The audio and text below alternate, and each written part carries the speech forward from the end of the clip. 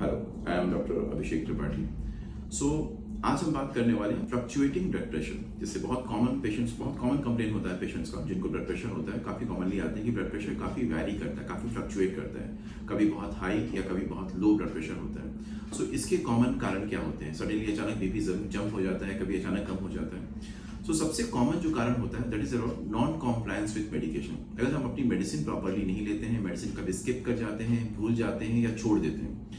Sometimes under dosing, जैसे जो doctor ने हमें 4 मेडिसिन लिखी है उसमें से हम 3 ही मेडिसिन ले रहे हैं या 2 मेडिसिन ले रहे हैं। Non compliance regarding medication is the number 1 cause all over the world. सबसे पहले जब भी फ्लक्चुएशन हमारा होता है, हमें देखना चाहिए कि बीपी की मेडिसिन हम प्रॉपरली ले रहे हैं या नहीं ले रहे हैं, टाइमिंग उसका बराबर है या नहीं है, या उसमें हम कोई लापरवाही तो नहीं कर रहे हैं, which is the single first most important cause. Second जो कारण आता है, अगर बुखार है, इन्फेक्शन है, फीवर है, उस कंडीशन में पानी की मात्रा कम ज्यादा होता है। फीवर के स्ट्रेस के कारण बीपी ज्यादा भी हो सकता है और डिहाइड्रेशन के कारण बीपी कम भी हो सकता है। तो फीवर, इन्फेक्शन, इस तरह सेप्टिसीमिया, इन कंडीशंस में ब्लड प्रेशर हमारा फ्लक्चुएशन काफी कॉमन देखा जाता है।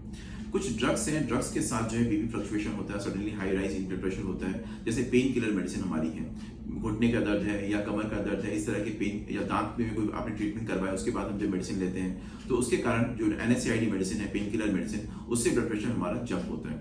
कभी कभी एंटीबायोटिक से भी ब्लड प्रेशर फ्लक्चुएशन होता है, जहां ब्लड प्रेशर कभी अप या ज्यादा होता है and you have been given antibiotic for some important reason, but उसमें उस कंडीशन में बीपी फ्लक्चुएशन कॉमनली मिलता है। चौथा कंडीशन है जहां पे बाकी एसोसिएटेड बीमारी आपकी कौन सी है। जैसे किडनी के पेशेंट अगर हैं तो किडनी के पेशेंट पे पानी की मात्रा के हिसाब से बीपी फ्लक्चुएशन बहुत कॉमन देखते हैं। डायलिसिस के पेशेंट होते हैं, कभी डायलिसिस में पानी ज्यादा निकला या कभी कम निकला, या किडनी के पेशेंट कभी पानी ज्यादा रिटेन करते हैं, नहीं रिटेन करते हैं, उसके हिसाब से उनमें बीपी फ्लक्चुएशन काफी होता है।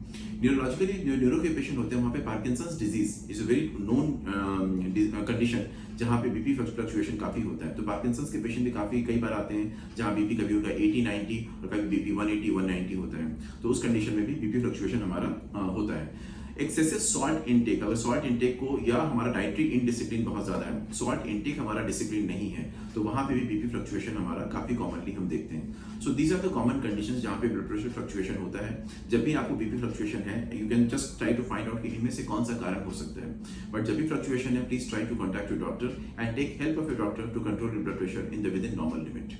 Thank you so much.